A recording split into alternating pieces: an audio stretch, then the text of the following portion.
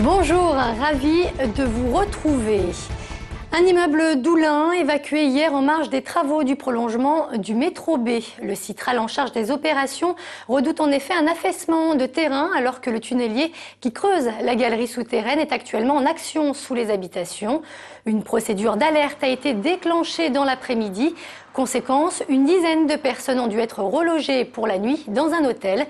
Une réunion pour évaluer les risques est en cours. Et puis, information qui vient juste de tomber, les parents d'élèves de l'école Gerson viennent d'être déboutés par la cour d'appel de Lyon. Ils se battaient depuis plusieurs années contre la présence d'une antenne relais installée à quelques mètres seulement de cette école du 5e arrondissement. La justice confirme donc le jugement en première instance. Bouygues Télécom, l'opérateur, n'est donc pas tenu de déplacer son antenne. Sa conception a nécessité 13 ans de recherche, son nom MCE5. Il s'agit d'un tout nouveau moteur écolo qui permet de réduire de 35% la consommation de carburant. Et petite fierté locale, son inventeur est lyonnais. Benoît d'Autriche et Jean-Marc Roffa l'ont rencontré.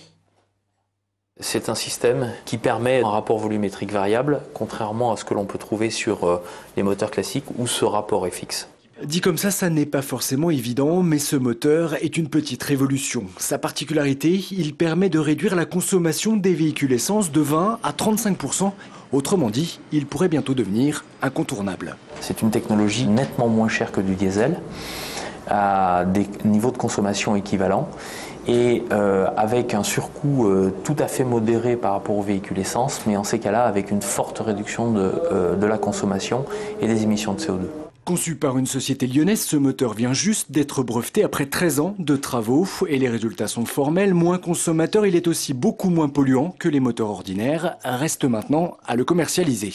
La décision de produire demain en grande série pour le consommateur et donc il le retrouve en concession ne nous appartient pas malheureusement. Nous ne sommes pas fabricants de moteurs, nous sommes pourvoyeurs de technologie. Nos clients sont tous les constructeurs automobiles de la planète. Il aura donc fallu 13 ans de recherche pour concevoir ce moteur qui consomme moins et qui pollue moins. Et il faudra encore attendre 5 ans pour en apercevoir sur nos routes. Le temps de trouver des accords avec les constructeurs automobiles. Reprise glaciale pour les joueurs de l'OL. Hier à Tolavolge, les Lyonnais ont retrouvé les chemins de l'entraînement. Au programme centre et reprise de volée. Et le moins que l'on puisse dire, c'est que cet entraînement ne s'est pas vraiment déroulé dans la bonne humeur. Sans doute les stigmates de la défaite à Valenciennes ce week-end. Une défaite qui sème d'ailleurs à nouveau le doute dans le staff lyonnais, comme nous le confirme le défenseur sénégalais Pape Diakhaté au micro de Brice Jaurès.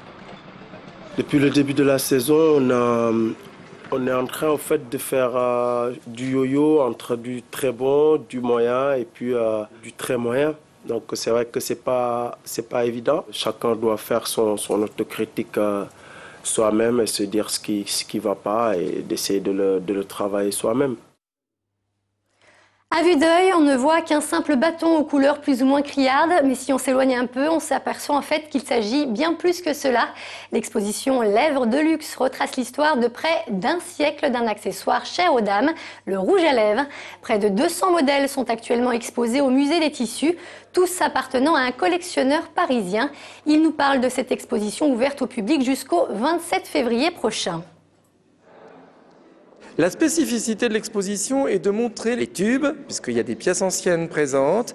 Et d'un autre côté, il y a aussi le métier de la chimie, de la dermocosmétique, avec la recherche sur les pigments. Ce qui me passionne le plus dans le rouge à lèvres, c'est déjà la charge érotique que dégage un rouge à lèvres, puisque c'est littéralement l'accessoire de l'émancipation de la femme et en même temps l'affirmation de la féminité. C'est le nouvel an chinois, une année placée sous le signe du lapin, synonyme d'audace et de sensibilité.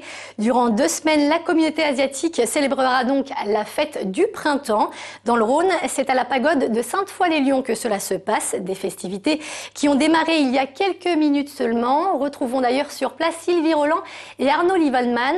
Alors Sylvie, est-ce que la fameuse parade du dragon a démarré? Alors Leïla, effectivement, La cérémonie de prière s'est terminée il y a quelques instants, dirigée par le grand vénérable ici à la pagode de Sainte-Foy-les-Lyons.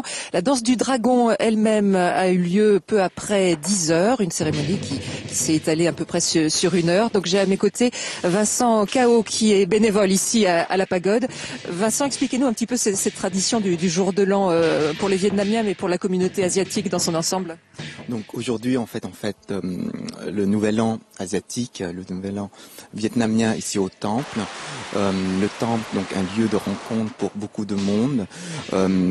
La communauté vietnamienne aussi viennent pour fêter le nouvel an, mais on voit de plus en plus chaque année qu'on a de plus en plus d'occidentaux qui viennent pour fêter le nouvel an. Donc, quelques mots peut-être sur cette tradition, la danse du dragon, ce qu'elle signifie. Donc la danse du dragon par tradition débute toujours l'année puisque le dragon qui symbolise tout simplement la force et la danse permet tout simplement de repousser les mauvais esprits, donc ramener tout simplement la quiétude et la paix vers le lieu où le dragon s'exécute. Merci Vincent. Donc ici, effectivement, s'achève la cérémonie traditionnelle du jour de l'an et les visiteurs sont invités maintenant à partager un repas en toute simplicité et en famille. Merci beaucoup Sylvie. Avant de refermer ce journal, sachez que ce soir, Philippe Montanet et son équipe reçoivent Vincent Elbaz pour son film L'Assaut. Quant à moi, j'aurai le plaisir de vous retrouver à 17h pour le 3 minutes chrono. Excellent après-midi sur TLM.